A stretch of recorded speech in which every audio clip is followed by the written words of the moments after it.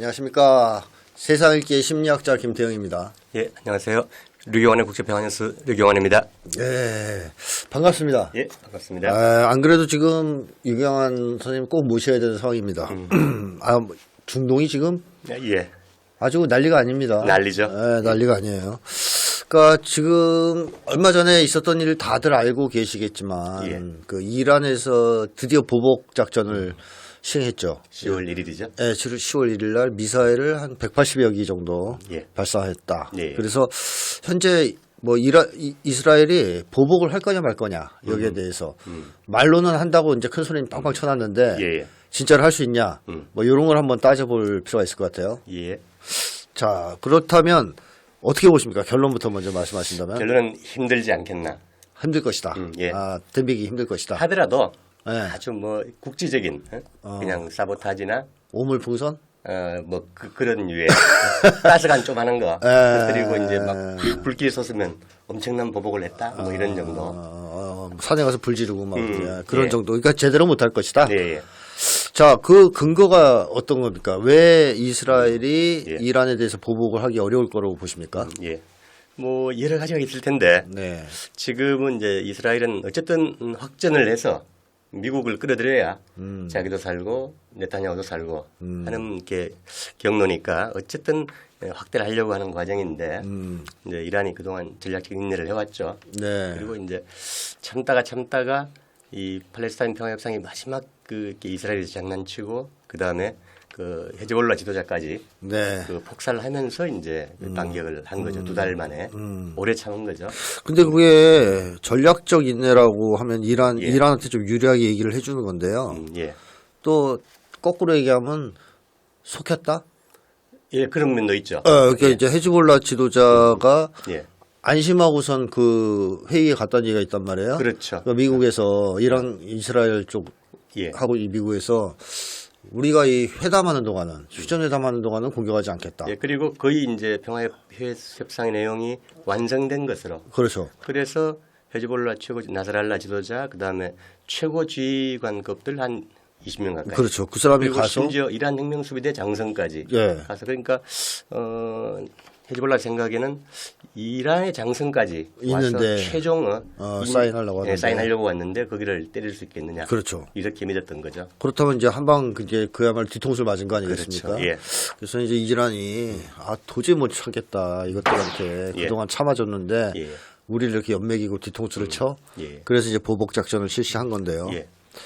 자, 우선 이스라엘이 이란과 싸울 수 없는 이유 이런 걸 설명하실 때 뭐 국가를 인구나 면적, 경제력 이런 거로 좀 비교해 볼 수도 있지 않겠습니까? 그렇죠. 전쟁은 어쨌든 장기전이니까. 뭐 군사적인 측면은 한 그 요소에 불과하고 현대전에서는 아무래도 뭐 인구나 면적, 그다음에 경제 총량, 후방에 이렇게 그 지원 능력, 그다음에 그 국제적인 어떤 지정학, 외부 요인 다 종합적으로 봐야죠. 그렇죠. 하나씩 좀 설명해 주십시오.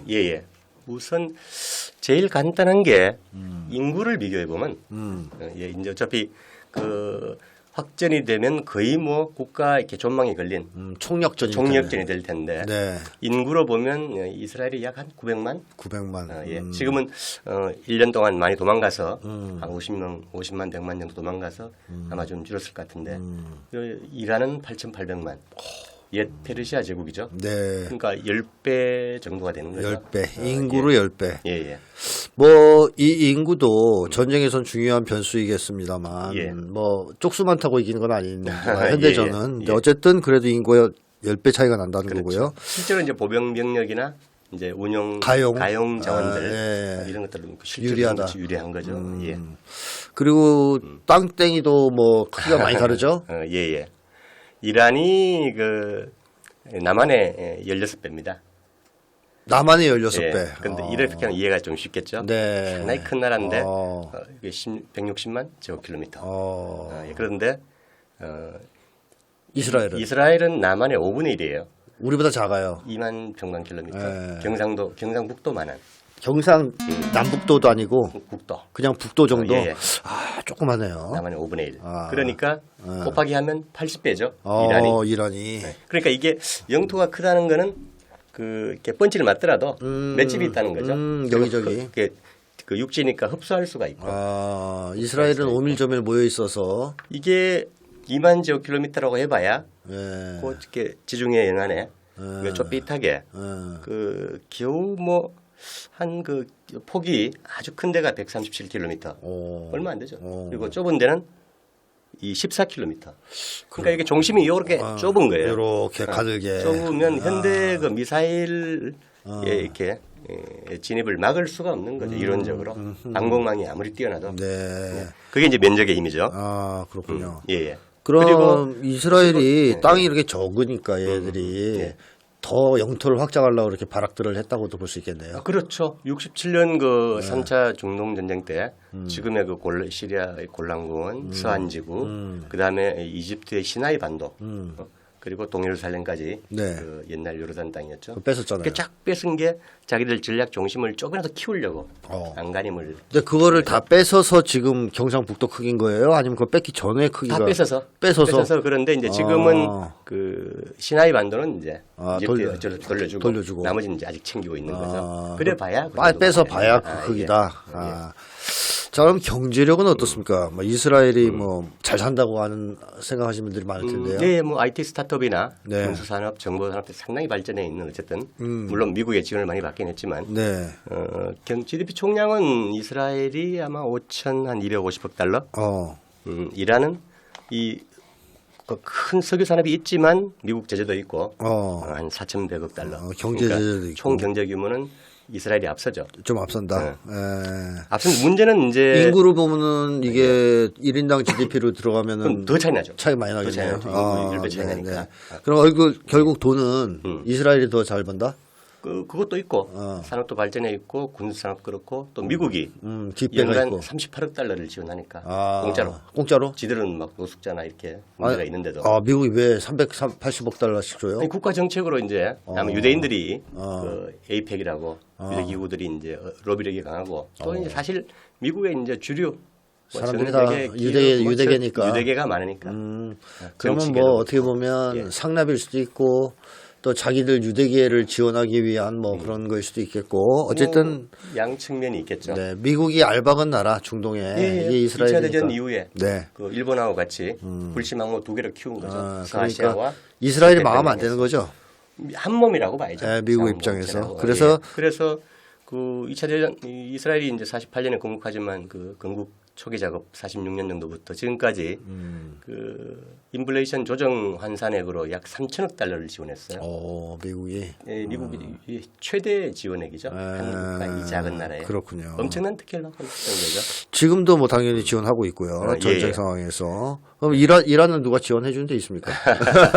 오히려 이제 미국의 그 제재를 받고 있습니까? 제재를 심하게 받는 나라가 이제 러시아, 중국, 북한은 알고 있고, 그리고 이란, 쿠바, 베네수엘라 이 정도죠. 네네. 이제 그래서 이란은 상당히 그 와중에도 이제 최근에는 이제 브릭스가 뜨면서 또 러시아, 중국하고 전략적인 관계를 강화하면서 이제 계속 이제는 뭐 미국 제재를 무시하고 다 석유 팔고 하니까.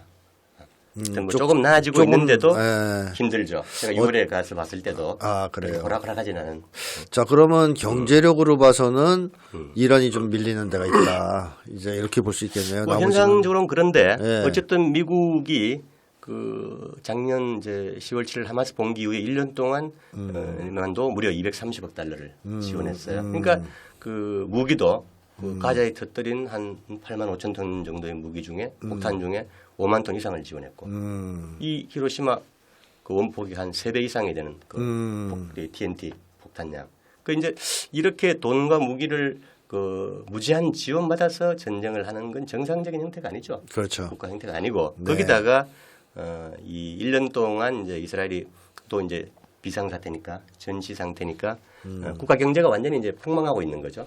골병이 들고 있는 속으로. 워낙 규모가 작은데다가 그 개전 초기에 그 이스라엘이 자랑하는 IT 우수 인력들이 한 50만 이상이 유럽으로 빠져나가 버렸고 그 다음에 이제 관광산업 완전 제로가 돼버린 거고 그리고 또 이렇게 물류업 그 에일라트나 큰 항구들이 뭐 예멘이 이제 홍해 봉쇄하고 하니까 파산을 해버려요 그냥 항구 도시들이. 물류도 올 수도 없고 이제 뭐 여러 가지 경제적으로 매우 어려운 상황이네요. 해외 투자도 인텔이 250억 달러 해외 투자를 취소해 버리고 그러니까 그리고 뭐 무디스나 S&P 신용 등급 한두 단계씩 최근에도 또 내리고 있고 그러니까 속으로 골병이 들면서 이제 평가는 이 상태로 계속 그 장기 소모전으로 가면 저항의 축에 둘러싸여서 이스라엘은 지금 뭐 폭탄으로 미국이 좀 폭탄으로 주위에 마구잡이로 난살하고 있는데 죄를 더 쌓고 있는데 앉아서 고사할 거다. 말라 죽을 것이다. 버틸 수 없을 것이다. 계속 나와요. 지금도 이미. 네, 미국에서도 그런 얘기가 나오고 있습니다. 그렇죠. 전 세계에서 그런 평가가 나와요. 이스라엘이 버틸 수 없을 것이다. 예. 자, 이 이스라엘이 지금까지 쏟아부은 뭐 이런 것들은 이제 미국에서 계속 준 건데 미국도 언제까지 줄 수 있는 건 아니지 않겠습니까, 이거를? 지금 뭐 자기들 부채가 35조 달러를 돌파했고 그다음에 원래 그 연방 정부 그 적자가 1조 8천억 달러. 그중에 한 40% 이상이 이자로 나가는. 국방비보다 이자가 더 이제 많아지는 기형적인 체제. 그다음에 이제 뭐 아까 말씀드린 노숙자, 마약, 총기류, 빈부격차, 불법 이민 문제, 무수한 그 내부 모순 때문에 자기들이 쓸 돈도 없는데 그리고 이제는 달러를 그 예전만큼 마음대로 찍어낼 수도 없고. 여전히 찍긴 한다는데 예전만큼은 못 찍겠죠. 그렇죠. 대놓고 못 찍는 거죠. 이제. 그 이스라엘이 사실상 전쟁을 할 수가 없는 상황인데 미국 때문에 하고 있는 거라고 봐야 되는데요. 우크라이나하고 똑같은 상황이죠. 네. 그래서 마크롱이 그 이스라엘 지원을 끊어서 무기 지원 못한다. 휴전을 만들자. 그 얘기를 한 것은 아주 정확한 얘기고. 이제 유럽도 영국 이외에는 미국 돌만이들이 전부 이제 자기들 죽을 판이니까. 우크라이나가 문제지. 선거하면 민심이 들끓어서 다 정권 교체되고 자기들 죽을 맛이니까. 그래서 네타냐후가 발끈했죠. 마크롱한테. 자, 그러고 문제는 이스라엘이 저지르고 있는 전쟁이 자행하고 있는 학살, 인종청소 이것이 뭐 세계적으로 너무나 큰 문제로 지금 인식이 되면서 피해가 너무 심각하죠. 미국도 동반해서 이 학살을 지원하고 있는 똑같은 공범이죠. 그런 점에서 뭐 국제적으로 쉽게 하면 왕따를 당한다랄까요? 고립이 되고 있죠. 고립되고 있다. 이것도 좀 장기적으로 전쟁하는데 큰 불리한 요소 아닙니까? 그렇죠. 세계 10국 무슬림을 포함해서 전 세계 그 사람들의 인심을 잃은 거죠. 이게 무서운 거죠. 이건. 그렇죠. 이건 장기적으로 미국 패권의 몰락에도 큰 영향을 미칠 것 같아요. 이렇게 동시에 막 진행이 되겠죠. 자, 그런 점에서 본다면 뭐 이스라엘이 이란을 미국의 지원을 받더라도 좀 하긴 힘들다. 게다가 이스라엘이 뭐 종심이 얕다 이런 얘기도 군사적으로는 많이 한단 말이죠. 그렇죠. 상당히 중요한. 이건 무슨 얘기입니까? 종심이 얕다. 전쟁에서 아까 말씀드린 이란처럼 영토가 크면 그 맷집이 생기죠. 땅이 폭탄이 와도 땅이 흡수할 수 있고 인프라는 또 산악이나 사막 지역 깊숙한데 거대한 지하에 숨길 수도 있고 이 자리는 그렇게 힘든 거죠. 그런 근본적인 게 있고 그다음에 그 이스라엘 같으면 전선에서 그 인구 밀집지하고 주요 산업지가 딱 붙어 있는 거예요. 좁으니까. 그러니까 이게 현대 미사일전의 위력을 볼 때 이건 피할 수가 없는 거죠. MD망 미사일망이 이미 뚫린 상태에서 그런 게 위험한 거고 그다음에 그 요번에 이스라엘이 이제 보복한다고 하면서 그 이란의 약점인 뭐 핵시설, 군사기지 그리고 그 원유시설하고 정유소를 깨겠다. 그러니까 이란이 그래? 그럼 우리는 너희들 한 그 발전소 뭐 한 정유소 한 3군데 그다음에 담수화 플랜트 그다음에 이제 뭐 원전 단지 이런 거 한 20군데만 깨면 너희는 나라가 없어진다. 그리고 유전을 깨면 그 페르시아만을 봉쇄하는 카드도 있고 그다음에 그 미군 기지가 있는 뭐 친미 국가들이죠. 사우디나 쿠웨이트, 요르단 이런데 유전을 우리도 다 깨겠다. 미사일이 넘쳐나니까 드론도 남으니까. 그래서 후티가 몇 년 전에 그 예멘군 그 드론으로 그 사우디 아람코 국가 핵심 전시를 공격했었죠. 절반을 이렇게 다운시켜버렸죠. 맞습니다. 맛보기로도 할 수 있는데 그래서 이렇게 나오니까 미국이 이제 깨갱한 거죠. 이거 봐라. 대선 앞두고 큰일 나겠는데. 기름값 $200 올라가고 이러면 민주당이 필패니까. 맞습니다. 자, 그래서 이란의 그런 어떤 반격을 상당히 무서워하는 상황이다라는 건데. 그렇죠. 뭐 앞에서 얘기한 건 일단 전쟁을 뒷받침할 수 있는 요인들이고요. 역시 전쟁에서는 또 군사력을 따져봐야 되는데요. 그렇죠. 뭐 군사력에서도 공격력을 비교해봤을 때 어떻습니까? 일단 이스라엘은 그 강점이 공군력이죠. 핵은 논외로 하고 핵은 논외로 하면 공군력이 미국이 이제 F-35나 똑같은 F-15, 16을 주더라도 훨씬 더 이렇게 부가 기능들이 많은 좋은 거. 약 0.5세에서 1세대 앞선. 그리고 그 고폭탄 이런 것들을 이제 무한 무제한 지원해서 이제 지금 인접 국가들은 비행기로 던져서 이제 네. 학살을 하고 있는 거죠. 네. 근데 이스라엘, 이란까지는 문제는 이 1,600km 넘으니까. 맞습니다. 예. 그 F-35로 장거리 네. 비행을 해서 미국의 공중구비를 받아가면서 근접해서 때려야 되는데 이게 지금 골치 아픈 거죠. 중동 국가들이 그 인접 국가들 전부 한 6, 7개국이 우리 영공 사용 못한다. 우리 그 영토 내 미군 기지도 사용 못한다. 그리고 오늘 이란이 발표했어요. 또 추가로 유전 공격만이 아니라 그 여기에서 이란 공격에 사용되는 그 국가의 모든 인프라를 공격하겠다. 그러니까 영공지 그 개방하지 마라. 그건 기본이고 그리고 그 사우디나 친미 그 7개국이 이미 중립 선언을 했고 우리 영공 개방 안 하겠다. 미군 기지도 사용 못 한다. 하고 했는데 오늘 이란이 다시 한번 명토를 박은 거죠. 그걸 사용하게 되면 똑같은 공격으로 간주하고 똑같이 대응하겠다. 그러면 이런 경우는 어떻습니까? 이란이 이스라엘이 우리는 영공 개방을 안 한다라고 선언을 했어요. 근데 그 나라가 방공망이 없어가지고 이스라엘 공군기를 막을 수가 없어요. 지나가는 걸. 그래서 그 나라가 그냥 무단으로 침입해서 이란을 쳤다. 그러니까 아까 말씀드린 것처럼 그러면 이제 F-35가 그 1,600km 날아가서 공중구비 받아가면서 그렇죠. 이게 그 뭐 항로가 이제 1,000km 정도밖에 안 되니까 항속거리가 F-35가 1,600km 그러니까 인접 한 350km 가야 발사를 해요. 최대 사거리가 그 정도밖에 안 되는. 그러니까 한 1,300km까지 날아가서 날아가면서 계속 공중구비를 받고 돌아올 때도 받아야 되는데 그렇죠. 이게 이제 요번에 이란 공격으로 2개 편대 F-35 20대가 만약 깨졌다면 이제 그것도 불가능한 거고 혹시 뭐 잘 안 깨졌다 하더라도 안 깨졌다 하더라도 미국이 공중구비를 하면 미국이 개입한 걸로 되니까 바로 이제 그 카타르 바레인의 미 오함대 사령부나 그다음에 그 뭐야 공군 그 본부가 다 미군 기지를 공격할 것이다. 당연히. 그리고 이란이 자신 있는 게 이스라엘 그 방공망보다 이렇게 중동의 미군 기지 방공망들 훨씬 취약하다. 왜냐하면 지금까지 자기들을 때리리라고 상상도 못했으니까. 네네. 그 무방비 상태로 있다. 무방비 상태. 그리고 그동안 말씀드렸지만 이제 미국식 그 방공망 배터리 탄 사드 이것도 엉터리다. 네, 싸대기 맞았죠. 싸대가 그렇죠. 이번에. 이스라엘은 포기해버렸고 못 쓰겠다 그랬고. 자, 이런 재밌는 상황이에요 지금. 자 그러면 그런 것도 이란이 이제 이스라엘에 미쳐가지고 미국이랑 짜고 공중구비 받아가면서 남의 나라 무단으로 영공을 침범해서 가서 때리는 것은 있을 수 없다. 불가능하다. 이렇게 이제 봐야 되겠네요. 뭐 자해소동을 하려면 아니면 그리고 같이 죽자고 하면 할 수 있겠죠. 워낙 그렇죠. 정상적인 심리 상태가 아니니까. 그런 건 가능성이 거의 없다 이렇게 봐야 될 것 같고 참 이걸 보면서 제가 하나 느낀 점은 미국이 그동안 참 안일했다는 생각이 들어요. 오만했죠. 오만하고. 아니라고 오만하고. 왜 아니라고 오만했다고 생각하냐면 미국의 공격은 대부분 공군기를 이용한 공격이에요. 그러니까 심지어는 핵미사일 같은 핵 공격도 공군기를 위주로 합니다. 그렇죠. ICBM이 있긴 하지만 주로. 그래서 이 비행기를 띄워서 남의 나라 폭격하는 것은 사실상 미국이 2차 세계대전 이후부터 뭐 전유물이었죠.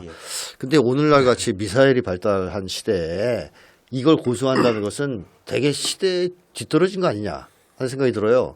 미사일 전력이 너무 낙후돼 있고 격차가 10년이라고 하죠. 그러니까 예를 들면 이스라엘이 미군의 기술을 받은 거란 말이에요. 군사 기술. 그러니까 만약에 러시아나 북한의 지원을 받았으면 이스라엘도 미사일 전력을 발전시켰을 거란 말이죠. 공군보다는. 그랬으면 이제 지금 이란을 치겠죠. 치는데 문제 없죠. 그렇죠. 근데 그게 없어요. 그래가지고서 비행기를 띄워야 돼. 이거에 문제점이 있다는 거죠. 자. 그래서 이제 미사일이 있긴 있는데 그 중장거리 약간 5, 6,000km까지 가는 거는 예리코 3가 있고 이거는 이제 핵투발수단이니까 몇 개 없다 그러던데. 몇 개 없고 못 써먹고 보관해야 되니까. 제리코 2는 그 밑에 거 좀 짧은 거리는 이제 폐기 수준에 들어갔고 그러니까 없는 거죠. 그렇죠. 결국 비행기밖에 없다. 그래서 이제 이란 같은 경우에는 거꾸로 한 20종류 이상의 미사일 모든 유형의 약간 장거리까지 미사일을 다 이렇게 갖추고 있고 그것도 최신형으로 거기다가 극초음속 미사일까지 보유하고 있다. ICBM 빼고 다 있는 거죠? 그렇죠. 자 거기에다가 이란이 요새 드론도 잘 만드는 것 같아요. 그렇죠. 뭐 우크라이나전 시작되기 전까지는 세계 최고 수준이었죠. 그렇죠. 지금은 러시아가 2년 동안 연간 140만 대 수준으로 드론을. 생산량을 늘렸고 예. 중국도 엄청 발전해 있고 네. 동시에 발전하는 거죠. 네. 북쪽도 지금 보니까 공개한 거에 의하면 드론을 열심히 만들고 있는 것 같더라고요. 예. 엄청난 신형을 공개하고 있죠. 그럼 이스라엘은 드론을 많이 갖고 있지 못합니까? 있겠죠. 있을 텐데 아무래도 이제 워낙 경제 규모가 작으니까. 근데 드론은 안 되겠네요. 그리고 굳이 많이 만들 필요가 없었던 게. 이거 이란 치려면 1,600km 날아가야 되는데 예. 드론이 1,600km 날아갈 수 없잖아요. 요즘 이란이 공개하는 신형 드론은 4,000km 날아가요. 4,000km 날아갑니까? 예. 속도도 옛날 100km, 200km 하던 게 지금 뭐 시속 400, 500km 이렇게. 그 내가 알던 드론이 아니네. 이게 거의 무인 비행기 수준 날아갑니다. 그리고 크기도 커지고 무인 스텔스 전투기 수준으로 이제 커져요. 요새 러시아 공개하고 이런 거 보면 이란도 비슷하고. 그러니까 이게 한 1년 사이에 또 엄청난 비약이 이루어지는 것 같아요. 그러니까 현대전 양상이 드론전으로 미사일전으로 가면서 완전히 바뀌는 기술도 바뀌고. 자, 이란이 어쨌든 미사일 전력이 굉장히 강하다. 이렇게 이제 봐야 되는데요. 이 또 중요한 미사일들은 다 지하 기지에 은폐되어 있고요. 이란이 무서운 게 또 이제 페르시아만으로 한 4,000m 이상의 거대한 산맥 고원지대입니다. 그러니까 딱 막아줘요. 이쪽은 서쪽 전선은. 그리고 내륙에는 광활한 산악이나 또 고원지대가 있고. 그러니까 이게 그 지하에 엄청난 미사일 기지, 미사일 도시라고 그래요. 사진 영상으로 공개하잖아요. 그걸 보면 그러니까 그런 게 어디에 있는지 알아도 핵으로 때려도 이렇게 깨지를 못하는 거죠. 벙커버스트 통하지 않고 그런 게 이제 수십 개 있으니까 감이 이렇게. 자, 이란이 이번에 한 180기를 쐈단 말이죠. 그렇죠. 이스라엘에. 근데 미사일을 몇 개나 갖고 있을까요? 헤즈볼라가 일단 지난 10년, 15년 사이에 15만 기로 15만 기 늘렸다고 하니까 전투원 10만 명. 헤즈볼라만. 한 날에 타격이 훨씬 넘는 거죠. 근데 이제 중동 저항해축의 맏형이 이란이니까 거기는 그거보단 많을 것이다. 최소한 많겠죠. 그래서 요번에 이제 2차 이스라엘 공격 때 10월 1일 날 한 200기를 쐈는데 이번엔 드론 같은 거 섞어 쏘기 안 하고 탄도미사일만 쏜 거죠. 그것도 약간 구닥다리를 쐈어요. 옛날 거. 극초음속 몇 기 외에는. 그건 이제 요격망을 먼저 깨야 되니까. 근데 깨고 이제 이스라엘이 보복한다고 하니까 10월 5, 6일 날 그날 이제 이스라엘 공격하려다가 포기했는데 그때 우리는 그럼 한 2,000발 준비하고 있을게요. 이번에는 그렇게 한 거예요. 그리고 너희들 한 25개 정도. 저번에는 군사기지하고 모사드 본부만 공격했는데 이번에는 인프라를 치겠다. 발전소, 정유소, 담수 플랜트가 더 중요한 거죠. 우리 없으면 못 사니까. 이런 것들하고 다 깨겠다. 다 깨겠다. 그러니까 이스라엘 입장에서는 이란이 미사일이 떨어져서 공격 못하는 걸 기대하기는 어렵겠어요. 그리고 외부 수혈도 이스라엘이 지금 미국에서 받듯이. 그렇죠. 러시아 일루신 수송기 늘 가잖아요. 그렇죠. 거기에 S-400 방공망이나 뭐가 들어있는지 모르는 거죠. 그렇습니다. 네. 무서운 거죠, 그게. 자, 그러면 이제 공격력에 있어서는 비교가 안 된다 이렇게 볼 수 있겠고. 핵을 빼면. 핵을 뺀다면, 제외한다면, 이제 핵을 쓰게 된다면 이제 얘기가 좀 달라지겠죠. 전혀 다른 문제예요. 이제 수비력이라고 할 때 보통 한국 언론에서는 엄청나게 이스라엘의 방공망이 대단한 것처럼 묘사를 해왔어요.